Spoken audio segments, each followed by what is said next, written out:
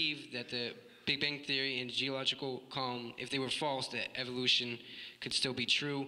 And if not, why did you not defend them? Okay, look, first of all, I am not a cosmologist, okay? I actually had a roommate who was a astrophysicist once, if that helps. There are cosmologists who have theories about the origin of the universe. They've made predictions about, for example, what would happen if they looked up at the infrared radiation. Those predictions are confirmed. Okay, fine.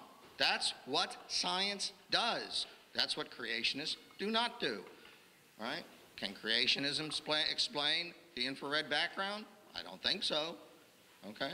Now, there are other theories. There is now a nice superstring theory of the origin of the universe that I've become aware of recently, and I don't know which is true. There's multiple universe theories. There's the whole anthropomorphic principle in cosmology. That's for those few folks who do that science, okay?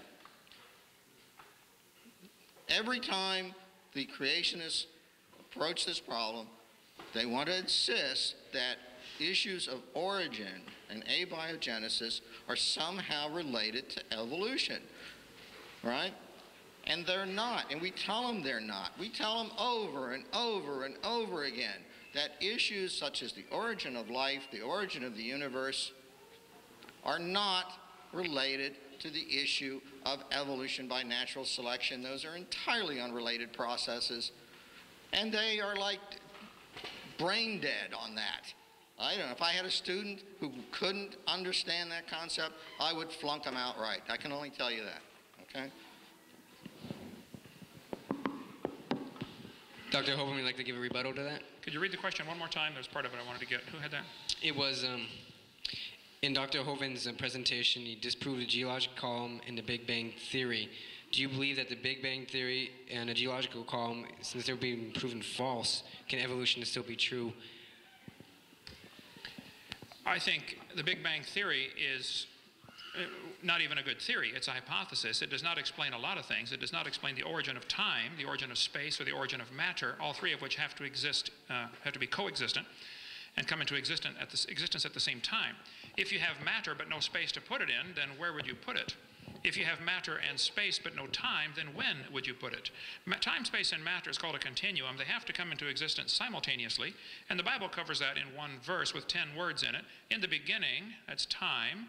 God created the heaven, that's space, and the earth, representing matter. God created time, space, and matter all at the same time. There's no other way to work. I've never met the guy that made this computer. This computer is purely natural components. I mean, there's not a little man running around in there changing the numbers on the screen. And it works on natural processes. But the fact of the matter is the guy who created the computer is not in the computer. He's outside of the computer, above and beyond the computer, okay? And the God who designed this world is above and beyond this world. He's not locked into the same laws that we are. He's not locked into the laws of time, space, and matter. He created those things. He can be right now in yesterday or today or tomorrow. He can be right now at all places at all times simultaneously.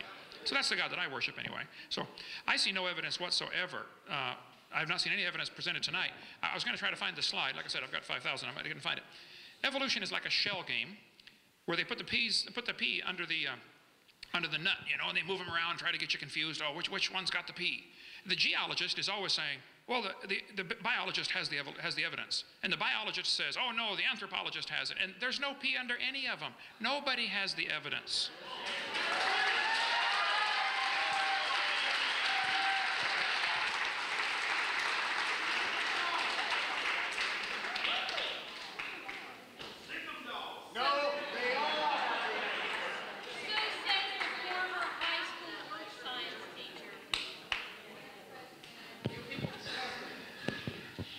Was oil and coal created through humans and plants impacted in mud by Noah's flood?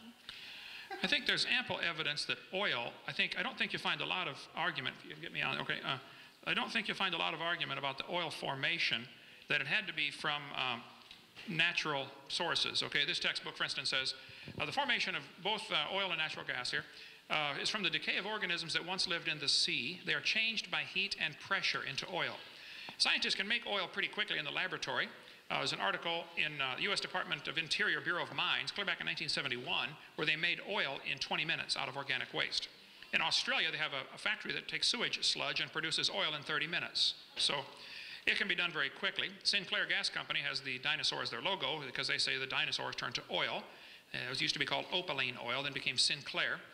They say it mellowed for 80 million years. Well, I disagree. I think the oil formed very quickly during the flood in the days of Noah, when thousands and billions actually of plants and animals and things were buried. The way to explain the fossil fuels that we have, be they oil or natural gas or coal, those were all formed during the flood, I believe, because they all require rapid burial. Some people have tried to propose that maybe coal comes from a peat bed. I was just been in Ireland and North Ireland and Wales here recently, and there's a lot of peat over there. You can dig up your ground, dig up your yard, let it dry out, and burn it. It'll burn. It's very highly organic. It's a substance called peat. However, peat, as it gets compacted over the years, always has thousands, if not millions, of little root canals through them where something grew on top. When you look at coal, you do not find these root canals in the coal. Those who study coal, I think, will tell you that the coal had to form. I've got pictures on that here. Let's see. Coal formation. There we go. Coal had to form very quickly by probably huge mats of vegetation that are buried under deep sediments. Coal can also be produced in a few hours. An organic chemistry book here in 1984, they talked about how coal can be formed in 36 weeks, heating it just to 150 degrees centigrade. You raise the temperature, the time goes down. Coal can be formed rather quickly. I think the best explanation for the coal that we find in the world is during the flood in the days of Noah, there were huge vegetation fields floating around. Trees would get uprooted. They would float for years, like the Mount St. Helens. I just flew down to Mount St. Helens Spirit Lake a few months ago. They have several million trees were blown into that lake. About 20,000 have now sunk to the bottom. The rest are still floating. It's been 22 years, they're still floating there. As they float around, they're going to drop off lots of vegetation. And during the flood in the days of Noah, you would drop off, vegetation fields as it drifts by. A few weeks later, it comes past again. By now, there are layers of sediment in between. And I think the best explanation for this strip mines that we find, coal is nearly always found in layers. And it does not have the root penetration from another forest growing on top of it. It's just simply, solid rocks of vegetation packed with no root penetration. So I don't think it's logical to say that coal formed from peat. I think it's more logical to say the existence of coal, and there are monstrous coal fields in the world, okay? I was in Spokane, Washington yesterday. There is a giant coal field just near there that is 10,000 square miles of coal 200 feet thick, containing all sorts of trees that are petrified, running all sorts of different angles. The best explanation for coal formation is a flood. The best explanation for oil formation is a flood when organisms that are living are buried real deep under enormous amounts of pressure. It can be done in the laboratory in a few hours. It takes a lot of heat and or pressure. That would be best explained by several thousand feet of mud and sediments and rocks being deposited on top of zillions of dead things. So I think the evolution theory is totally devoid of any scientific way to explain the formation of coal or oil in their slow, gradual, natural processes. There are enormous amounts of oil and coal in the ground, indicating the world before the flood was very different than we have today, with probably lots more trees and lots more people, lots more animals. Today the Earth is 70% underwater. Only 3% of the Earth's surface is habitable for mankind. Much of its deserts, tundra, ice caps, uninhabitable. So I think that the Bible says God created the earth to be inhabited. So my theory would be that the original creation had a lot more trees and plants and people when the flood came than we do today. And so probably if we dig in the ground, we're going to find oil and coal and natural gas from these decaying organisms. That would be a testable hypothesis. Okay, thank you. I guess I get it. Do you have a rebuttal for this? Well,